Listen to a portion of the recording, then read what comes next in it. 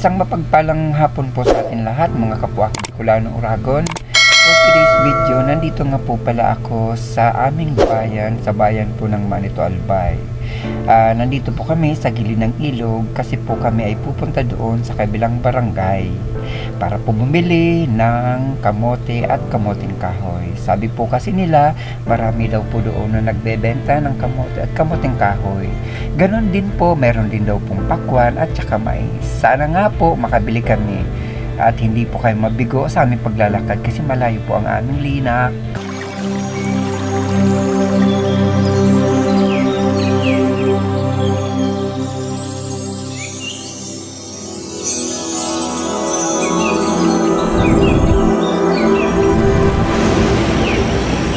So ito ngayon guys, nandito po kami sa may ilog ng bunga.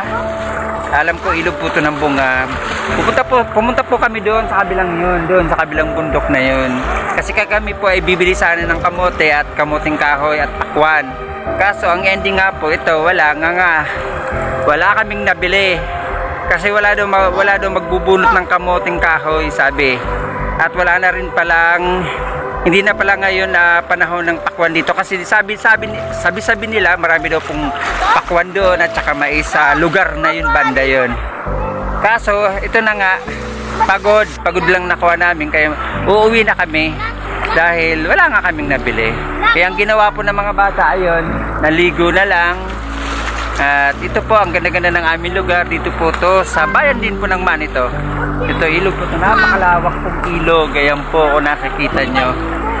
Ayan. At ayun naman po yung high school, yung Manito High School, Manito National High School. Ayun po, ayun. Ayan, kung napapansin nyo po at kung nakikita nyo po, ayun po ang Manito National High School na lugar na yun. At nakakamiss din po talaga buhay dito sa probinsya. At ganito po, libre lang ang tubig. Kasi pwede ka po maglaba rito kahit marami ka pong labahin. Fresh water daw po sabi ng bata. Galing po talaga tong bundok na tubig na to. Ayan.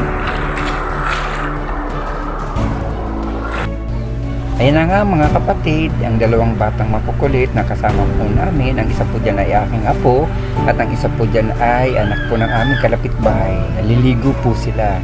Nakikita nyo po, preskong presko ang tubig, napakalinaw po at napakaganda po talagang maligo, masarap maligo.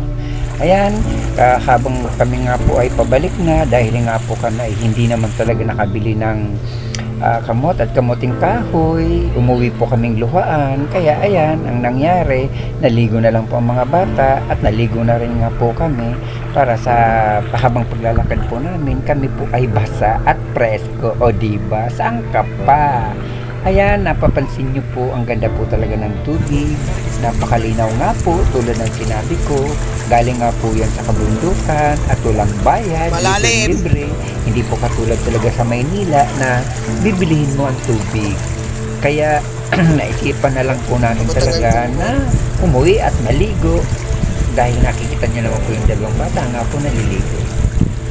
Ayan po ang aking mga kasama, ayun po ang aming kalapitbahay, at ayun po ang aking asawa. Ayan, habang kami po ay natawid na para umuwi, ayan, nagpipicture-picture, nagbibidyo-video, at ayan, halatang-halata po talagang probinsyang-probinsya po ang aming lugar.